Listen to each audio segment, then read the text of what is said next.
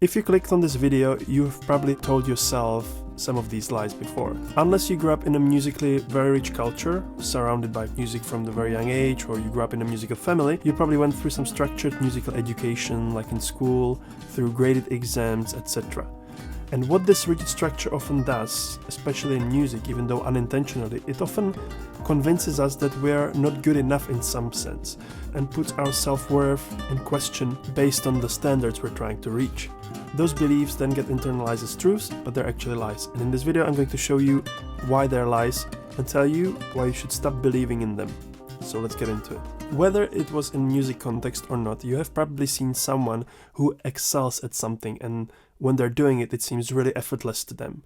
Like musician shredding a solo on the stage, or acrobat doing flips or juggling. It seems like they just seem to be able to do it like that. Then we look at our practice, especially in music, when we're trying to get the fingers in the right place on the guitar, trying to sing that high note, but straining in our throat.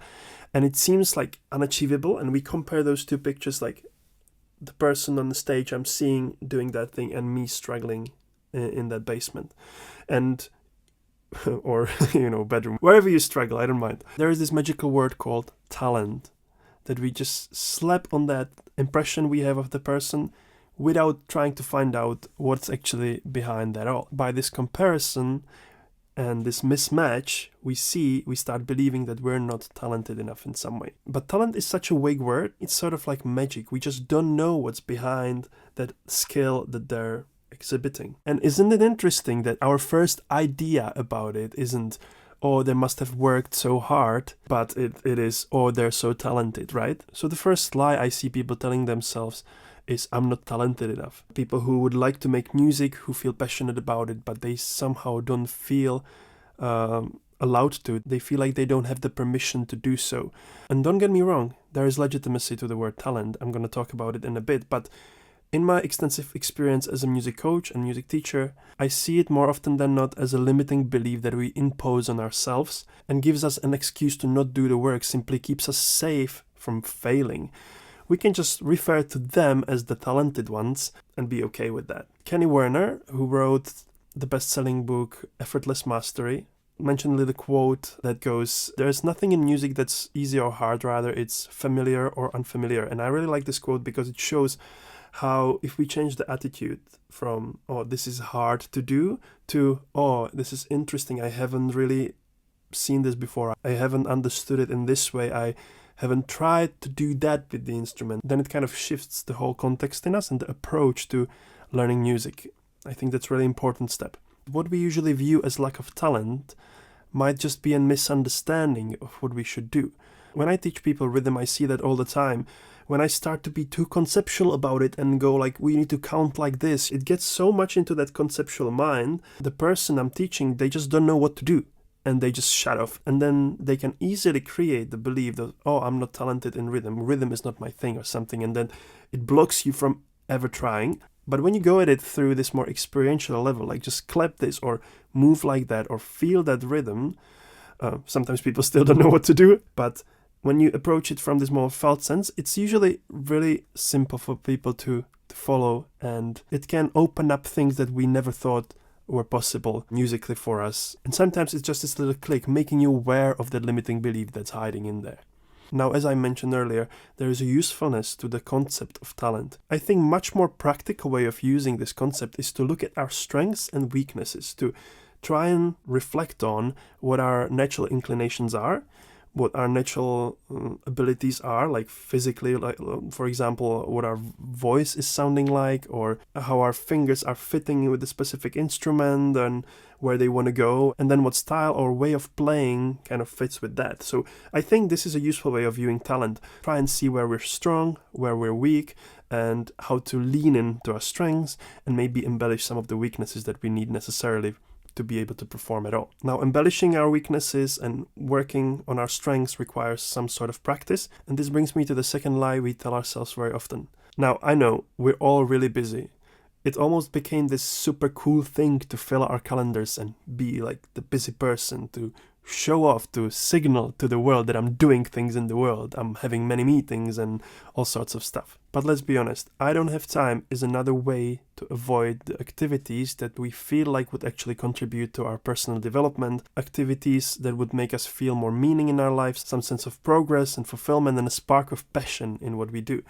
And these activities usually require some self-transformation, wandering into the unknown, becoming a bit vulnerable with ourselves and stepping outside of our comfort zone. And music practice, music creation necessarily falls into this category. By saying I'm too busy, I don't have time, it's very easy to avoid the very thing we actually feel like we should be doing. This is not a groundbreaking discovery by any means, but setting your priorities, aligning the goals with the actions necessary to reach them, plan ahead and things like that can really help. And the key here is to be really honest with yourself. What is it you want to do and what's the distraction that keeps you from it?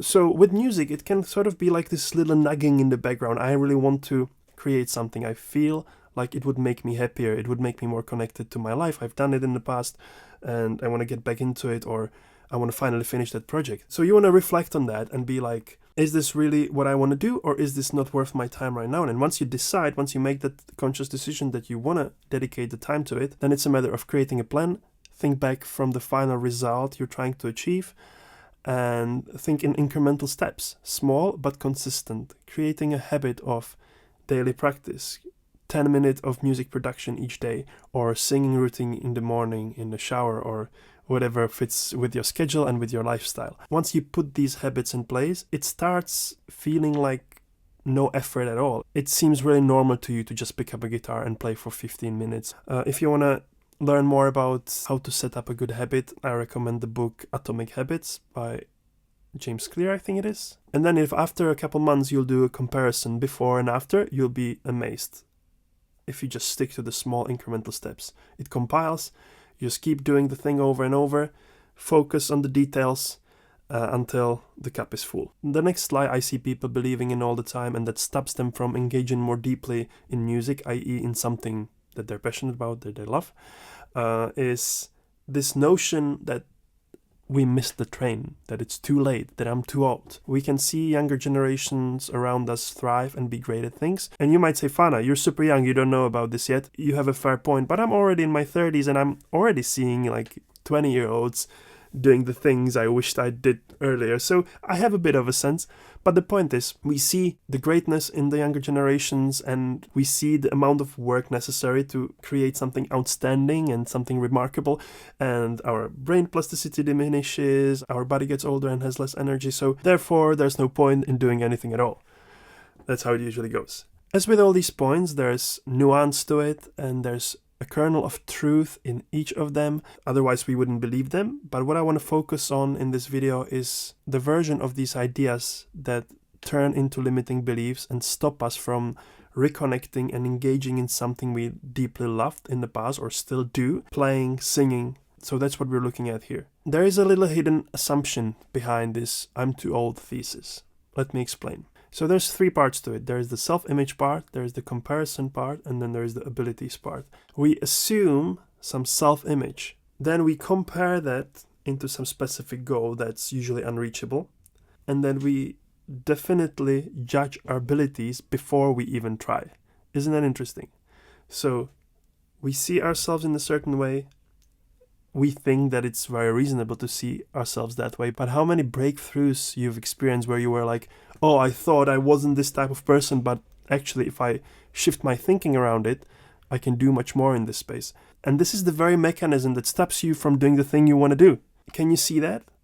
But what if the idea of the outcome could be very different, but still equally as fulfilling? What if your abilities are much greater than you think? Music, unlike sports, is not so much limited by how fit our body is. The motor skills needed to play an instrument or use our voice can be usually maintained throughout our lives, and arguably our voice gets more character as we get older. To make this point clearer, I like to give an example of Elizabeth Cotton, who won her first Grammy at the 90 years of age. This achievement made her the oldest female to ever win a Grammy. So I want to encourage you to be kind to yourself, understanding what you like and enjoying the process of pursuing it, putting emphasis on exploration rather than ticking boxes, discovery over achievement is the key here, and you can do that at any age. If you want to take this further, check out my free masterclass, link is below, where I teach you the exact framework I found the most effective for reconnecting with music, creating a sustainable and enjoyable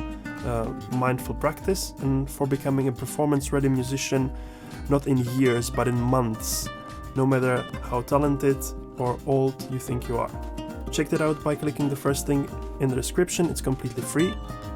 And until next time, keep it funky.